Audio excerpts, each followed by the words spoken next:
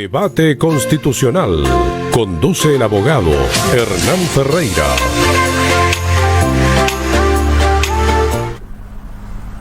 Muy buenas tardes. Bienvenidos a una nueva emisión del programa Debate Constitucional aquí en las pantallas de Polar Comunicaciones y todas sus plataformas en redes. Este programa además se transmite los fines de semana, se retransmite. El tema, el nombre lo dice, es hablar, debatir, conversar sobre el proceso constitucional, sobre el proyecto de constitución, en fin. Y tenemos siempre invitados que nos ilustran, nos alumbran, ¿cierto? Podemos conversar estos temas. En esta oportunidad, y le agradecemos desde ya, tenemos al abogado, exdiputado, presidente de la FEUC. Ahí le vamos a preguntar unas cosas muy breves, don Tomás Jocelyn Holt. Tomás, muchas gracias por aceptar la invitación. Bienvenido. Oye, quiero pedir disculpas, les quiero pedir disculpas que no tengo el video, porque estoy con primera vez en mi vida que estoy usando un Zoom desde un tablet, que además está medio obsoleta, y era esto o llegar muy tarde eventualmente a mi casa a conectarme desde el computador. Me están llevando para allá en este instante, así que vamos a tener que hacerlo con audio nomás, sin video. Espero que me estén escuchando bien, por lo menos. Sí, se escucha bien, ¿no? Control, se escucha bien, ¿no? Sí, se escucha bien. ¿Me logran escuchar o no? Sí, se escucha bien. Bueno, Pido disculpas por Sí, se entiende ahora. Un rato más vamos a tener una pausa comercial y ahí una de esas te alcanzas a conectar desde la casa, digamos. Así que un minuto más vamos a tener una pausa comercial y ahí podríamos... Así es, exactamente. Ahí nos podríamos conectar. Así que, pero bueno, igual gracias. Gracias por la invitación. Yeah. Denle nomás, yo lo escucho y... Perfecto, gracias Tomás. Bueno, yo hacía recuerdo cuando yo estaba en Arica, viví en Arica antes del año 90 y tú hiciste, recuerdo, unas giras en tu calidad de presidente de la FEUC. Ibas a distintas ciudades, sí. Y ahí recuerdo que arengaba en esa época a los estudiantes, ¿cierto? Muy contrario al gobierno militar. Yo lo recuerdo, obviamente, y todo el mundo lo sabe, digamos. Sí, el primer recuerdo que tengo con Tomás Jocelyn Holt fue, ya han pasado hartos años ya, así que es una gira que hizo en Arica, y esto lo recuerdo a propósito. ¿Y por qué lo recuerdo? Porque ha pasado harta agua bajo el puente. ¿Y en qué está Tomás ahora? Para que la gente sepa, porque fuiste diputado, fuiste presidente de la FEUC, después de que estuvo en receso tantos años en la FEUC, fuiste el primer presidente. FEUC, ¿en qué está Tomás Jocelyn Holt? Para que la gente sepa. Bueno, en este momento yo estoy tratando de volver a hacer esas mismas arengas en el norte eventualmente, pero por rechazo. Yo creo que aquí se juega un hito que va a marcar mucho el futuro próximo del país, y yo creo que este es un plebiscito que, para bien o para mal, nos desafía de una manera que yo habría esperado que no hubiera sido así. Pero creo que la única forma de darle una salida razonable al país adecuadamente es dándole camiseta a una opción que yo creo que todavía muy pocos hemos tratado de explicar su importancia y la necesidad de llegar y abrazarla, por así decirlo. Yo en esto no tengo dudas, por así decirlo. Creo que Chile está en un conflicto político hace mucho rato, eventualmente, que en vez de moderarse nos han llevado eventualmente a poner el pie encima, chileno contra chileno.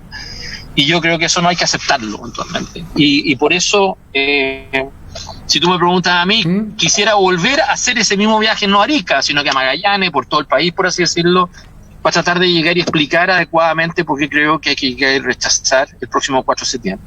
Ahora, ya que tocaste el tema de inmediato, y eso me parece muy bien, si tuvieras que dar una o dos razones, o algunas razones, para que la gente entienda, escuche, ¿cuál sería tu motivación, tu razonamiento? ¿Por qué, a juicio tuyo, hay que rechazar?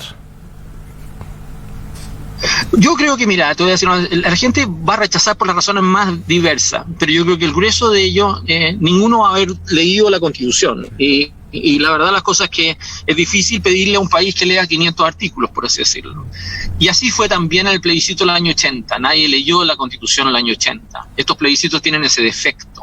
Entonces, si tú me preguntas a mí cuál es la razón principal por rechazar, sí, es que lo que está detrás de esa Constitución y la actitud y las intenciones de los grupos que han sido dominantes en este ciclo, eventualmente, como te dije al principio, es colocar pie de chileno, colocar un pie de uno contra otro, por así decirlo. Esto no es una democracia, no es un diseño de una democracia donde vamos a converger o contenernos. No, va a ser una democracia donde vamos a pasar todos los días sacándonos la mugre, descalificando y descancelando a unos contra otros. Yo no creo que se puede gobernar a Chile así.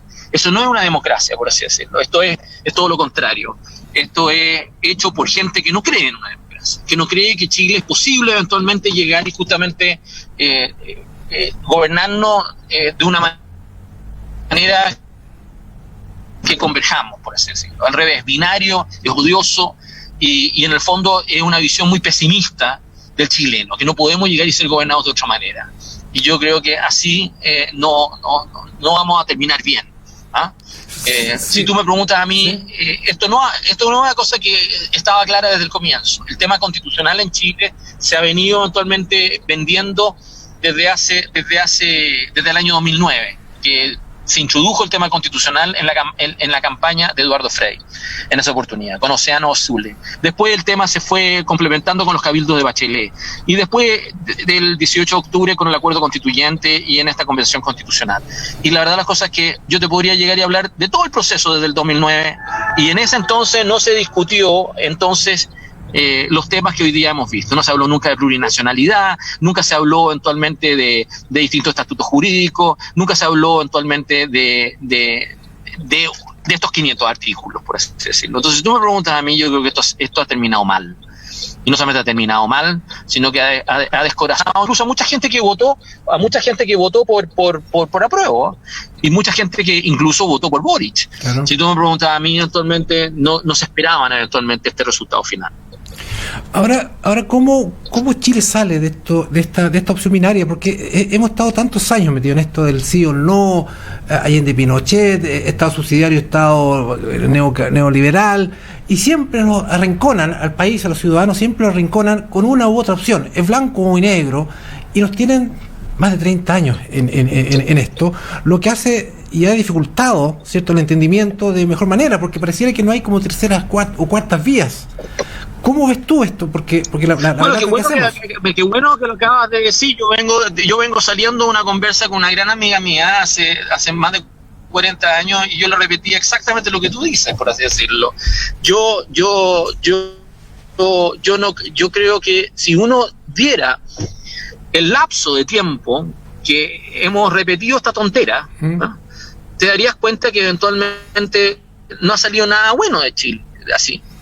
A pesar de que tuvimos un veranito San Juan de estos 30 años de democracia, por así decirlo, lo cierto es de que efectivamente tenemos 50 años de vida en donde nos hemos tratado mal. Hemos tenido exilio, muertes, hemos tenido secuestro, hemos tenido al mismo tiempo la cancelación de unos contra otros.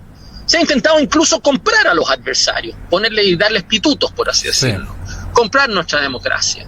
Se ha tratado de alguna manera de jugar a distintos roles, pero en el fondo los chilenos, en 50 años, hemos estado sufriendo una dinámica muy neurótica, por así decirlo, en donde se le ha vendido una pomada, por así decirlo, que solamente ha terminado en frustraciones tras frustraciones tras frustraciones. Y yo creo que eso hay que llegar y en algún momento cortar el circuito, por así decirlo. Y ese circuito, la única manera que lo cortas es no prestándote para el juego, ¿no? Yo te voy a decir sinceramente, yo en estos años he sido candidato presidencial, he tratado de estar en la papeleta, en algunos momentos lo he logrado, en otros momentos no lo he logrado, he corrido electoralmente, pero en cada oportunidad lo que he tratado de hacer es que hay que tratar de romper el círculo de la odiosidad, de la frustración, el jugar a la decepción de los chilenos. Hay que llegar y en lo posible darle esperanza y decirles que Chile es posible. Yo no veo otra forma de hacerlo. Yo no me vas a ver a mí, y esa es la pelea que tengo con esta amiga mía en este momento, que me está llevando a mi casa raudamente para que me pueda conectar, es de que yo creo que tenemos que ser fieles a lo que hemos sido toda la vida, por así decirlo, y no perder de vista eso. Y yo tengo fe en Chile en ese sentido, porque si no tendría que ser un masoquista, ¿no? Tendría que ser una persona que eventualmente de alguna manera me quedara en una caída en bicicleta o en una derrota electoral, y nunca me he quedado en eso. Yo creo que lo que uno tiene que hacer es volver como mono porfiado a persistir. Yo te voy a contar una anécdota. Yo en mi primer matrimonio tenía por suegro a un hombre muy rico que ya falleció, que era el dueño de un laboratorio, que es muy conocido, el laboratorio Zaval. Y él siempre me dijo a mí, cuando yo pololeaba con su hija actualmente, y me decía, mira Tomás, si tú quieres ser un político, quieres dedicarte a esto, lo único que te voy a enseñar y te voy a explicar es que persistas. Nunca te amilanes, persiste, porque vas a tener ciclos buenos y malos, pero persiste. Y yo te voy a decir que una de las enseñanzas que yo tuve de parte de un hombre que probablemente veía mi vocación con ojos muy escépticos, por así decirlo, porque se dedicaba a él a una empresa, por así decirlo, tenía otra forma de medir su vida, pero fue una lección que la he usado toda mi vida actualmente. Creo que la única manera de dar credibilidad y aplomo a nuestra democracia es con testimonio. Y yo creo que es un recurso político que hace falta en Chile. Sí.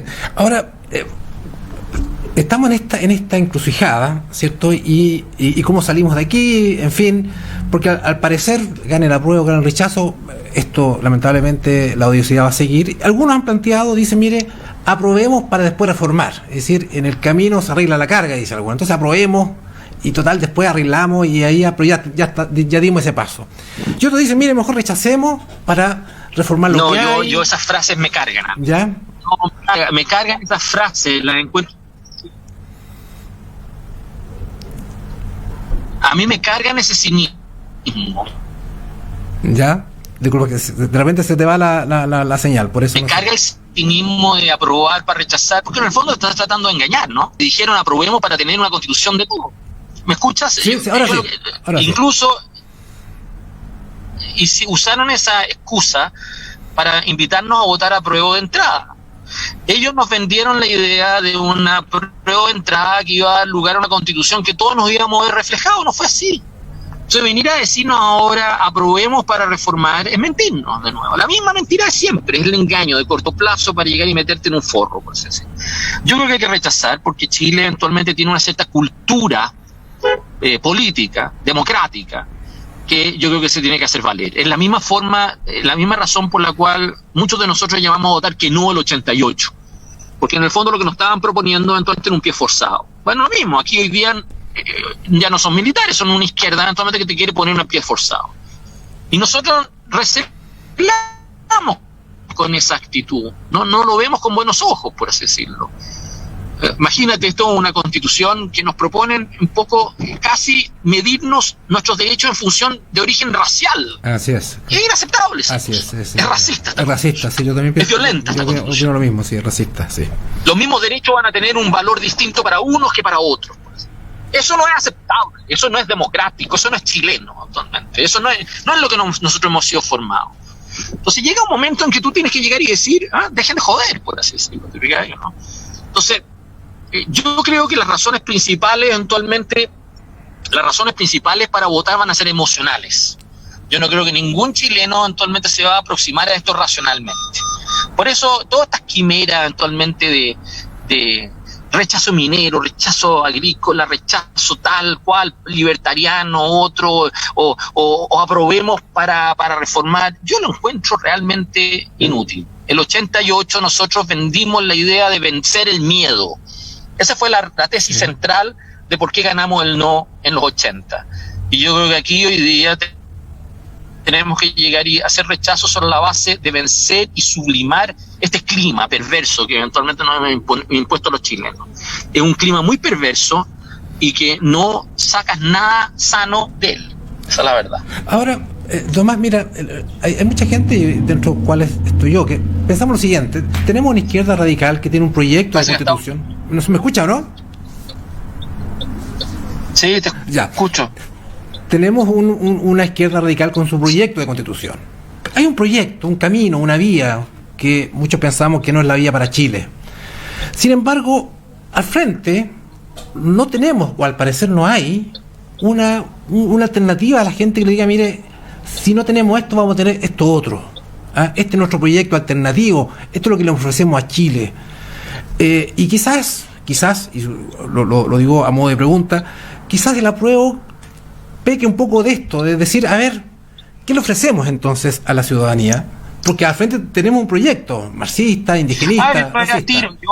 Yo déjame contarte, el 88 nosotros ganamos un plebiscito sin candidato ni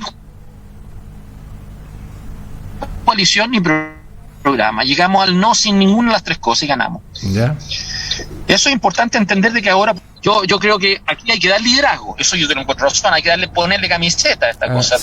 pero no se la vas a poner desde el complejo. Yo por eso tengo mucha distancia con Christian Banken, efectivamente, y con aquí estoy llegando a mi destino, así que déjame despedirme y me bajo el auto, efectivamente, porque ya estoy llegando a donde debo estar. Ya, entonces vas a estar unos minutos mientras ya, espérate, si me permite un minuto, sí, me despido de que me hizo el favor y me conecto. Perfecto. Bueno, estamos, ustedes nos han escuchado con Tomás Jocelyn Holt, fue diputado, candidato a la presidencia, fue presidente de la FEUC, 85-86, si mal no recuerdo. Una persona que hoy día, y nos comentaba, está por el rechazo, está dando sus razones, y estamos hablando de temas macro, por así decirlo, más que en este momento de ir y desmenuzar cada artículo, cada inciso, que además son 499 y cada artículo tiene varios incisos, es decir, es una constitución muy larga, y en eso coincido con él, en que la gente difícilmente va a poder leer los 499 artículos, digamos, porque además, si uno ve que cada inciso está adjetivado, ¿cierto? Es decir, tiene 10 adjetivos cada norma, es decir, se hace una constitución muy pesada de leer, y que importa, porque alguna gente dice, mire, las formas no importan, y las formas importan, muchas veces la forma se vuelve el fondo, porque cuando tú tienes una norma que dice que es indigenista, plurinacional, igualitaria, paritaria, y tienes 10 adjetivos, la verdad es que es difícil interpretarla, es muy complicado, porque incluso estos adjetivos pueden muchas veces ser contrapuestos unos con otros, ser contrarios unos con otros, o que no vayan en el mismo sentido. Entonces una norma que no tiene una coherencia interna, y esto lo decimos como abogados, que no tiene una coherencia interna es difícil, se hace muy oscura de interpretación. Y entonces serán los tribunales, serán la doctrina, y habrá que entonces contratar a grandes abogados cargos, para tratar de entender lo que esta Constitución diga más allá del texto. Entonces creo que hay que tener mucho cuidado con esto. Insisto, es cierto que lamentablemente es difícil leerla. Ya en la Constitución vigente mucha gente no ha podido leerla, a pesar de que es bastante breve, pero le cuesta leerla. Leer 499 artículos, la verdad que se hace muy muy pesado. Yo recuerdo unas normas, para un poco ejemplificar lo que estoy diciendo, es cuando se establecen los territorios. Un grupo de personas, una comunidad puede pedirle al Estado ser un territorio aparte, lo que ya genera muchos problemas, porque muchas comunidades podrían pedir ser territorios aparte. No habla de comuna, habla de territorios, que no es exactamente lo mismo. Y señala la norma del proyecto constitucional, dice que para ello se usarán criterios objetivos, y dentro de los criterios objetivos, dice, está la historia. Es decir, para estos constituyentes la historia es un elemento objetivo. Todos los que hemos estudiado historia en el colegio, después también, pero en el colegio al menos, uno sabe, y lo que escucha de analistas, en fin, sabe que la historia no es una. Sabe que hay distintas interpretaciones de la historia. Algunas más conservadoras, otras más liberales, otras marxistas, en fin, muchas interpretaciones de un mismo hecho. Se extraen muchas interpretaciones de por qué sucedieron esos hechos. Por tanto, no es objetiva, a menos que los constituyentes, y eso es lo que yo me temo, estén pensando que la historia es una, y es una oficial, que es la que diga el Estado o el gobierno de turno, y que si alguien tiene una interpretación distinta de los hechos, ¿cierto?, deja de ser objetivo, habrá eventualmente que perseguirlos, habrá que eventualmente cancelarlos o silenciarlos. Cuando uno tiene estas contradicciones, que no son menores, en el texto de mayor jerarquía jurídico, estamos en un problema. Por eso este llamado a que la gente trate de ilustrarse, vea los programas, hay resúmenes, nosotros mismos hemos estado haciendo unos videos comentarios, lo hemos ido socializando, porque la verdad que no es fácil leer esto, y quizás, y por qué no, justamente para que la gente no se entere totalmente de lo que es una constitución o de lo que es su proyecto, está tan pesado, tiene tantas normas, porque sabe que mucha gente no va a poder leerlo, ni va a querer leerlo tampoco. Estamos haciendo este comentario a propósito porque tenemos, para quienes se nos integran recién, estamos con Tomás Jocelyn Holt, que tiene unos pequeños problemas de conexión, está cambiando, así que ahora vamos vamos comerciales. Entonces ahora vamos a comerciales y después al regreso esperemos tener nuevamente a Tomás Jocelyn Holt, abogado. Nos vemos después de la pausa.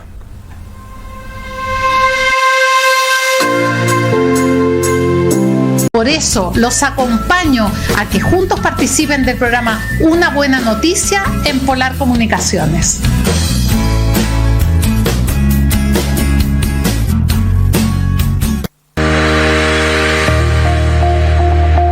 Radio Polar, fundada en 1940.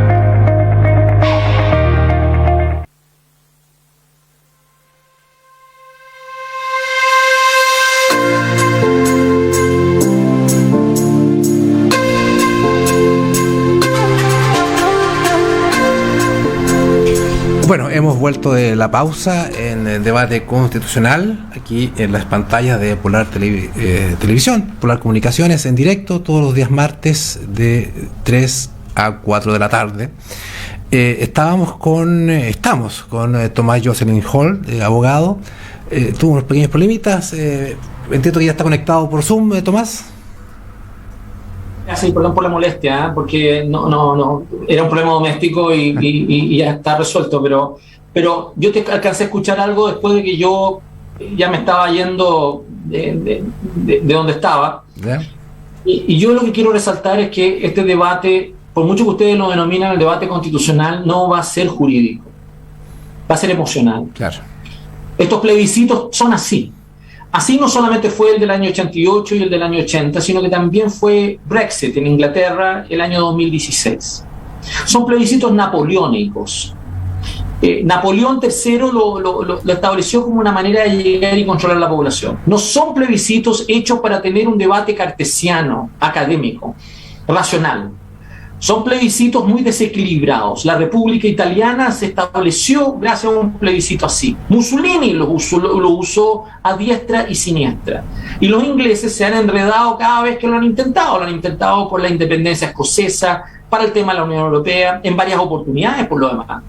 Y la verdad de las cosas es que son una muy mala manera actualmente de zanjar diferencias políticas, por así decirlo. Pero por lo mismo, yo quiero llegar y decir que el tema en cuestión no es lo que la gente cree. Entonces, como te decía al comienzo, pueden haber distintas causas por la gente por la cual va a votar en un sentido u otro. Yeah. Y es cierto que hay muchos que van a tratar de hacer un esfuerzo por entender 500 artículos de una constitución. Pero lo cierto es, y lo siento mucho, es de que detrás de lo que motive a cada chileno a ir a votar en un sentido u otro van a estar aspectos que tengan que ver con ansiedades de cómo se ven a sí mismos, su bienestar y cómo ven el futuro del país y su entorno. Y yo creo que eso hay que llegar y ser muy sensible a ese tipo de angustias y a ese tipo de sensibilidad. Yo lo que quiero decir es que el grueso del padrón electoral, Hernán, no tiene experiencia previa a una elección previo al año 2005, para ser preciso, con Bachelet. No tiene. El grueso de los chilenos, la mayoría de los chilenos que están en el padrón, no ha participado en más elecciones que los últimos 16 años. Y en realidad el grueso de los chilenos tiene la sensación de que este ping-pong tan binario, por así decirlo, que hemos sufrido en estos años es la única manera de llegar y conducirnos en una democracia. Y no es cierto eso. No ha sido así siempre o dominante en la vida chilena actualmente esa forma de relacionar.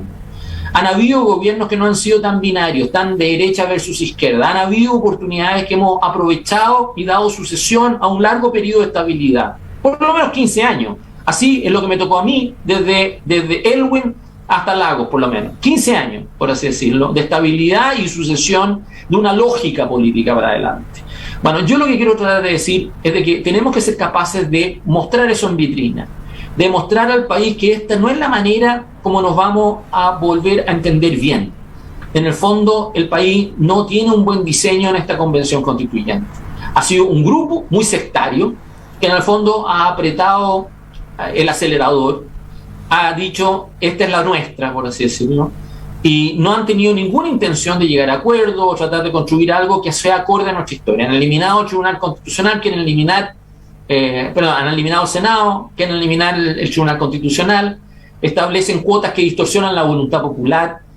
En la práctica, el decálogo de derecho, el listado de derechos que es eterno, por así decirlo, es como Venezuela. Venezuela tiene una constitución llena de derechos, pero tiene 7 millones de venezolanos que han emigrado fuera de Venezuela porque encuentran que es invivible el clima que sufren en ese país, por así decirlo.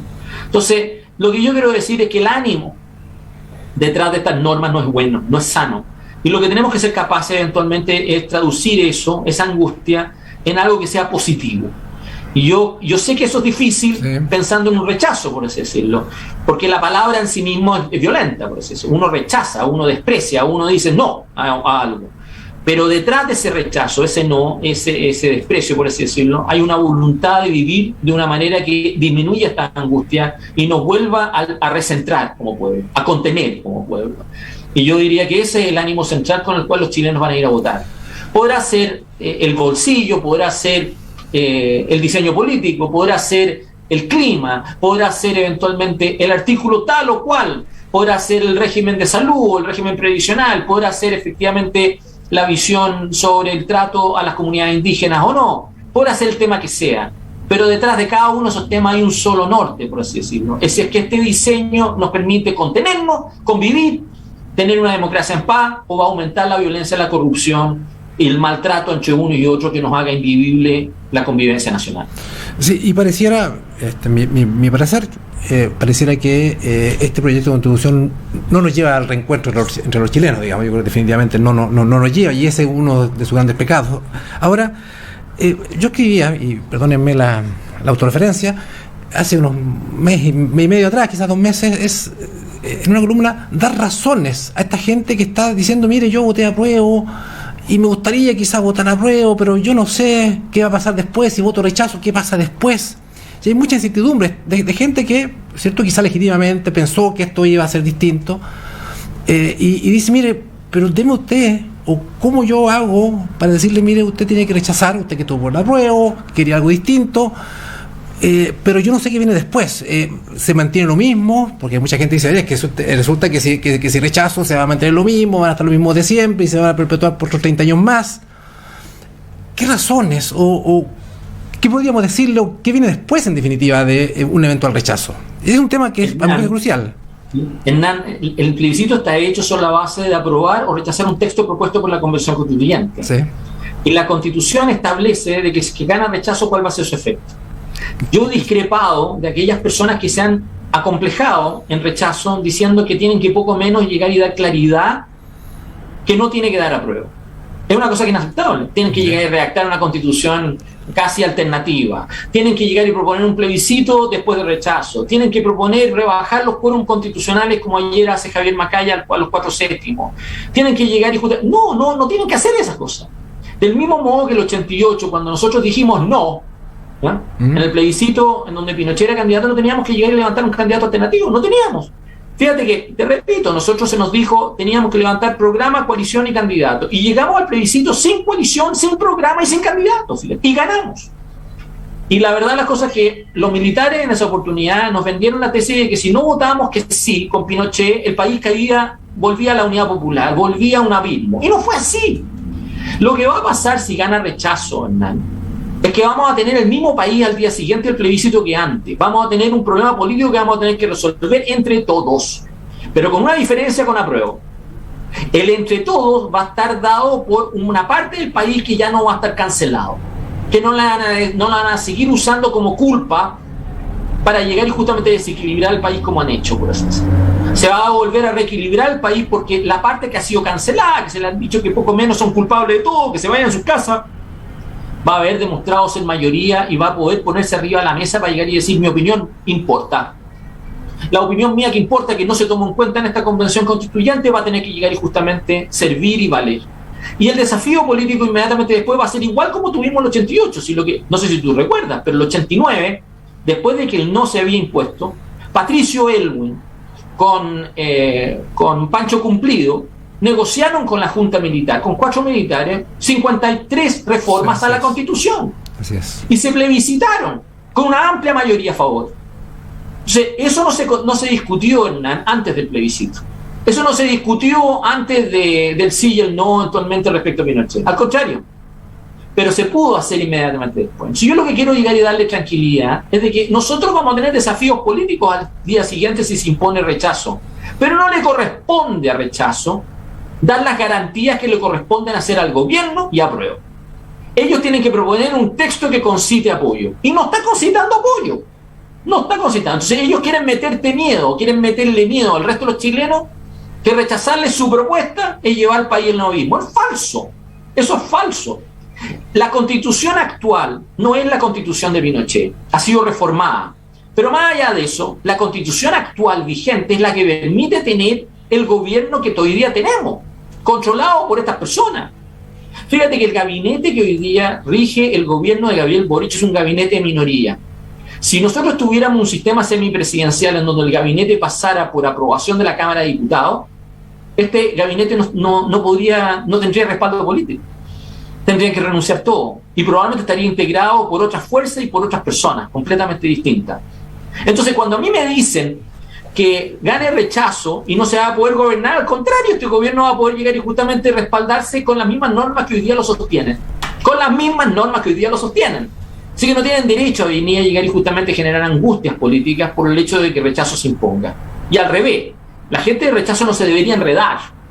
No se debería enredar tratando de dar respuesta a temas que no hay acuerdo todavía. ¿Sabes por qué? Te lo voy a explicar, Hernán. Porque si tú propusieras hoy día, desde rechazo una constitución alternativa, ¿sabes lo que te va a pasar al otro lado? Te van a decir que no es suficiente. No los va a dejar satisfechos. A eso me refería cuando te decía al comienzo del programa de que del año 2009 hasta esta fecha no se discutieron los temas que se están discutiendo hoy día. En el fondo, los grupos que han sido dominantes en esta convención constituyente realmente nunca supieron lo que querían. Lo que querían era cambiar la correlación de fuerza, poner un pie forzado. Y ahora están tratando de morigerar. Ahora te están poniendo otros plazos al término del Senado, están tratando de llegar y ponerle efectivamente artículos transitorios y le está pidiendo a la Comisión de Armonización poco menos que produzca otro texto. Pero lo cierto es de que no morigeran nada. Los temas medulares de esos 500 artículos van a ser tales, por así decirlo. Entonces yo lo que quiero tratar de explicarte a ti, de que ellos tienen el forro, no nosotros, no el resto del país, por así decirlo.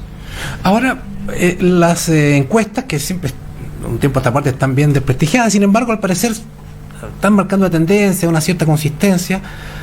Con lo que tú dices y con lo que uno puede ver de las normas, a mí me llama la atención de por qué mucha gente, por lo menos en las encuestas, aparece aprobando. Es decir, no es un porcentaje menor, porque tenemos una constitución que efectivamente no representa a los chilenos y sin embargo tenemos un porcentaje que no es despreciable.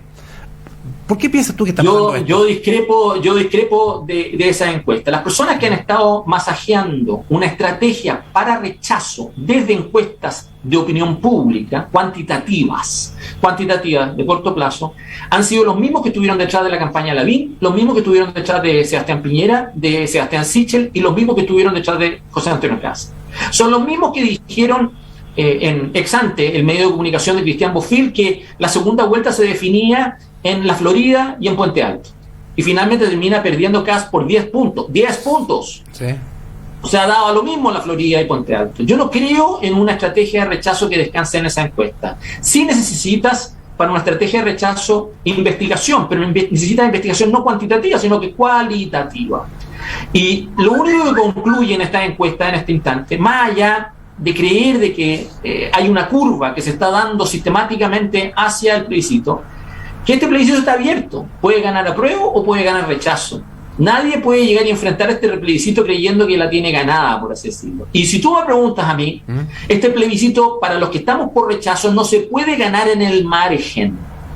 Aquí no va a haber un 1%, 2% de la votación que va a ser decisiva. Falso. O ganas este plebiscito en toda la línea, o lo perdiste. O sea, en general, este plebiscito debería ganarlo a prueba. Y yo creo que hay que mentalizarse con esa lógica. ¿Ya? ¿Por qué debería ganar a prueba? Porque el gobierno es el factor decisivo que desequilibra este plebiscito. Cualquiera que hubiera sido el gobierno, para que tú sepas. El gobierno que estaba instalado iba a tener la oportunidad para llegar y marcar en una dirección y otra. Y al gobierno actual se le va la vida que esta constitución se apruebe. Porque detrás de los grupos que han trabajado y han sido dominantes, que han sacado el texto, está la base de apoyo gruesa de Apruebo Dignidad, que es el 25% que lo sostiene. Pero al frente tienes el 75% del país. Entonces ellos, para reforzar su ventaja, han tratado de acomplejar ese 75%, haciéndonos ver eventualmente que somos minoritarios, que estamos disputando un margen, y que son los mismos grupos de siempre que perdieron las anteriores elecciones, que no saben aprender o trabajar el país de otra manera. Esa es mi discusión con gente como Javier Macaya, con los presidentes de los partidos, la gente de rechazo, que yo creo que se han manejado mal. Han tratado de hacer ver que este plebiscito es racional cuando es emocional. Han tratado de llegar y vender eventualmente este plebiscito como poniéndole la prueba y la carga a la prueba a rechazo y no apruebo. Han tratado de alguna manera de llegar y justamente dar la impresión de que los mismos pollsters, los mismos empresas de estudio de mercado van a poder llegar a influir en una estrategia en una dirección y otra. Y por eso has tenido, no solamente a esas empresas de estudio de mercado, has tenido al Mercurio, a La Tercera, has tenido al Canal 13, tratando de vender ideas como la segunda opción, la tercera opción en la papeleta, la segunda papeleta, el hacer un plebiscito inmediatamente después del plebiscito como lo que propuso Evelyn Matei, o una nueva convención constitucional como lo que propuso Paulo Longueira en el Mercurio, o eventualmente esta cosa que lanzó ayer Javier Macaya de disminuir los quórums constitucionales a 4/7. Esas son filípicas, y no sirven, ¿ya? Y te voy a decir, al otro lado has tenido a Christian Vanken, poco menos que diciendo que él quiere hacer todo el esfuerzo de amarillos para que el rechazo no crezca. O después escribe en el Mercurio, solo Dios nos podrá salvar. O después escribe, le expresa en una entrevista a La Tercera, de que llegue y diga efectivamente de que le pide a la Comisión de Armonización de que cambie el texto constitucional para no resignarse con algo mediocre. O sea, tú comprenderás que así el rechazo no va a ganar porque lo están acomplejando todo así. No le dan camiseta, no le dan personalidad, no le dan carácter, no explican por qué. Ese es mi problema de la falta de liderazgo que tú me preguntaste antes de que yo cortara contigo actualmente. Cuando tú me decías, ¿qué tipo de liderazgo necesitamos? Necesitamos un liderazgo que desacompleje, que le dé carácter y aplomo actualmente al rechazo y que deje de llegar y decirle que nosotros tenemos que llegar y rendir un examen que no tenemos que rendir. No tenemos que rendir. Ahora, cuando tú piensas en este rechazo, porque hay mucha gente que dice, mire, debe haber una unidad entre aquellos que están por el rechazo, tendrá que unirse, y yo no sé, yo también pregunto, ¿será esa una buena estrategia? Porque efectivamente cuando tú ves un solo bloque y monolítico, qué sé yo, muy bien compactado, sin embargo quizás las razones entre ellos son distintas. ¿No será mejor? Pero si obvio que son distintas, pero el mensaje tiene que ser uno. ¿Ya? Esa es la diferencia. Tú puedes tener razones distintas de por qué motivo llegas y trabajas con otro. Yo no tengo ninguna intención de esconder a nadie. A nadie. Yo no voy a acomplejar a nadie. Yo lo que he dicho en las reuniones que me han invitado actualmente de proponer, porque además lo tuve que poner en una minuta por escrito en 9 páginas esto. Yo lo que he dicho, yo no quiero cancelar a nadie, yo no quiero callar a nadie, pero quiero que las personas que tengan vocería y que tengan de alguna manera tribuna, usen su tribuna en un solo relato. En un solo foco. No vas a ganar este plebiscito en donde, con la misma lógica que algunos animaron, ¿te acuerdas de esta iniciativa ciudadana a la Convención Constituyente? Sí. Fracasaron todas. Entonces, la esperanza era que, aun cuando fracasaran y que la Convención no recogiera esa iniciativa ciudadana, estos grupos iban a protestar al día siguiente. ¿Dónde estuvieron las protestas?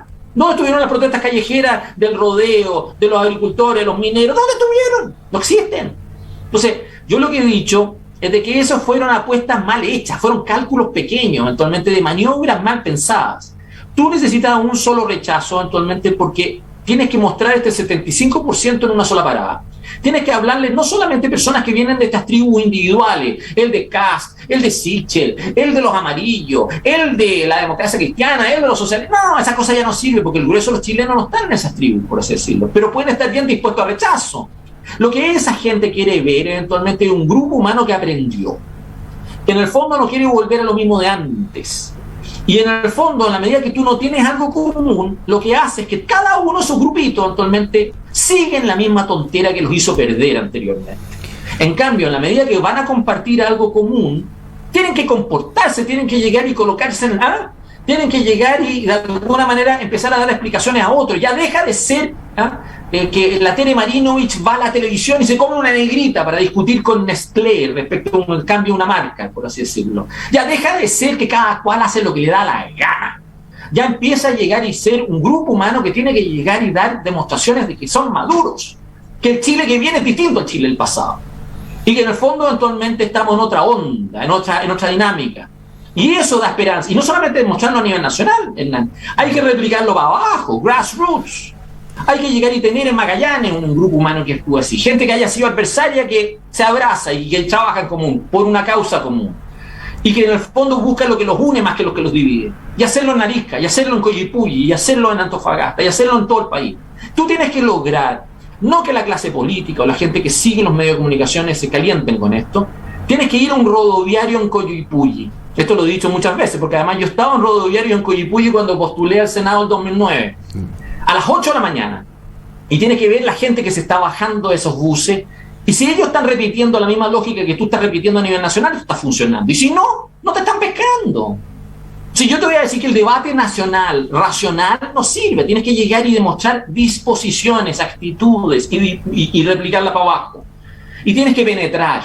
Y tienes que penetrar en grupos que no son aquellos que te leen o te escuchan diariamente. Tiene que ser otra gente, tiene que ser un grupo humano, tienes que ir a buscar una clientela electoral nueva, tienes que ir a salirte de tu zona de confort. Entonces, yo me da lo mismo que sean por causas distintas.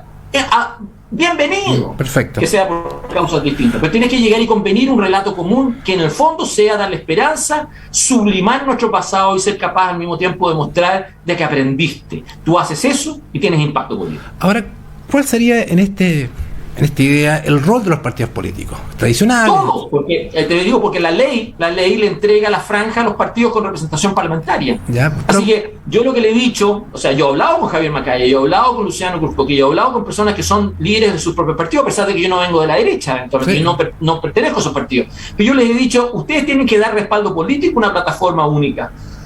Y tienen que llegar y darle respaldo político, porque parte del esfuerzo de esto, porque en realidad no es que hay que armar una plataforma para que seamos pintamonos, porque la plataforma tiene que prestar un servicio, y el servicio es el que te dije: levantar la investigación, elaborar la propuesta creativa, unificar el mensaje, un solo mensaje, y disciplinar para abajo eventualmente, replicar, armar equipos en todo el país, hacer un roadshow, recorrer el país, ir a persuadir, ir a convencer, generar ruido, por así decirlo. Y que eso tenga sentido, que no sea cacofónico, que dé esperanza, que disminuya las ansiedades, no las aumente, por así decirlo. Obvio que tienes que darle respaldo político a eso. Eso no lo puedo hacer. O sea, alguien me ha dicho el otro día, bueno, si no lo quieren hacer, ¿por qué no lo haces tú solo nomás, Tomás? Porque no basta eso. Claro. Sería un esfuerzo más entre tantos otros. Lo que hay que hacer eventualmente es demostrar de que hay al mismo tiempo un grupo humano capaz de entender, de el diagnóstico correcto y hacerse cargo del problema, por así decirlo. Ese es el problema de liderazgo que tú me estabas mencionando hace un rato atrás. Ahí tú das señales, no una persona, un grupo humano. Eso lo hicimos en los 80. El grupo humano que a mí me tocó trabajar para el no, era un grupo humano que estaba desprestigiado por la derrota del UP. Estaban todos en el exilio, estaban todos derrotados, por así decirlo. Había mucho odio, mucha desconfianza política, pero se reciclaron, fíjate, y fueron capaces de llegar y justamente a vender una idea diferente de sí mismos, por así decirlo. Bueno, tenés que hacer lo mismo hoy día. Y alguna gente se preguntará, ¿se alcanzará? Porque buena pregunta. No, yo creo, ese es el problema. Tú das dos fechas. Nosotros, el 88, nos demoramos 3 años entre el acuerdo nacional y el plebiscito del 88. 3 años. Y además, entre medio tuvimos los registros electorales, tuvimos una disputa sobre si es que íbamos al plebiscito o no. 3 años. Y en Inglaterra, el 2016, Brexit se demoró más de 1 año y medio en armarse como proyecto. Yo vengo discutiendo este tema con los responsables de los partidos desde el mes de enero. Y los tipos no han querido. Y han creído que esta cosa puede llegar y funcionar a como va. Y yo creo que tú tienes razón, estamos muy atrasados. Porque la verdad, las cosas que hasta ahora, yo incluso tuve una reunión en donde uno de los creativos que se me vendía, diciéndome, oye, si estamos coordinando todos los rechazos. Y ahí ese me dice el rechazo libertariano, el rechazo agrícola, el rechazo minero, el rechazo eventualmente amarillo, el rechazo popular. Yo le decía, tú estás loco. Porque tú te sentirás todo el día hablando con unos computines eventualmente que hacen memes en redes sociales. Pero esa cosa no calienta más que a bots y una opinión pública muy artificial que llega al 15% de la población, por mucho que sean gente joven. Tú necesitas penetrar en todos los otros estratos y tienes que usar todos los recursos disponibles eventualmente en medio. Y esa cosa no la estás logrando con esta cacofonía que tú estás llegando y vendiendo. Perfecto. Eso me ha costado llegar y explicarlo bien. Y los tipos han tenido mala actitud. Yo te diría, se han resistido. Y yo creo que eso es vulnerable. Ese es probablemente el peligro principal que tiene el rechazo hoy día. Mira, lamentablemente, tú sabes que el tiempo en televisión es re complejo. Te pido un minuto, el control me va a mirar feo, pero un minuto para decir algo que no has podido decir, en fin, o redondear alguna idea o enfatizar algo, Tomás. Pues si he pasado hablando, querido. Sí, pero esa es la idea, porque que el entrevistado. Yo he pasado hablando. Que el entrevistado yo lo único que quiero decirte es que yo agradezco la invitación. Yo lo único que quiero vender como idea es que no tengan miedo por rechazo. Y no tengan miedo de ir a votar emocionalmente. Si ustedes sienten que el país va bien y que en el fondo esta cosa, todo lo que hemos visto en este ciclo político eventualmente ha dado lugar a más bienestar y más paz y más tranquilidad, probablemente van a terminar votando a prueba. Si es que sienten que eso no es así, que ven con angustia lo que viene en el país y ven con angustia las relaciones mutuas entre todos eventualmente, no teman votar rechazo. Tienen todo el derecho a hacerlo. El país votó este proceso constituyente en el entendido que se podía aprobar o rechazar lo que venía. Y si ustedes sienten que esta cosa va mal, rechacen. Chile va a tener solución y va a tener salida entre todos. Pero vamos a tener que dar el liderazgo adecuado, y la mejor manera de generar ese liderazgo es mandar la señal concreta en este instante de córtenla.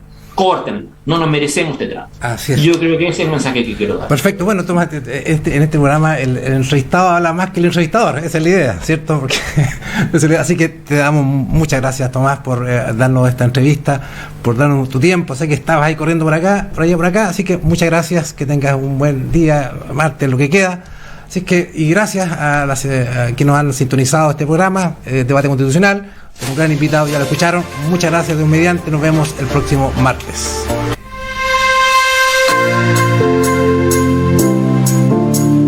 Polar Comunicaciones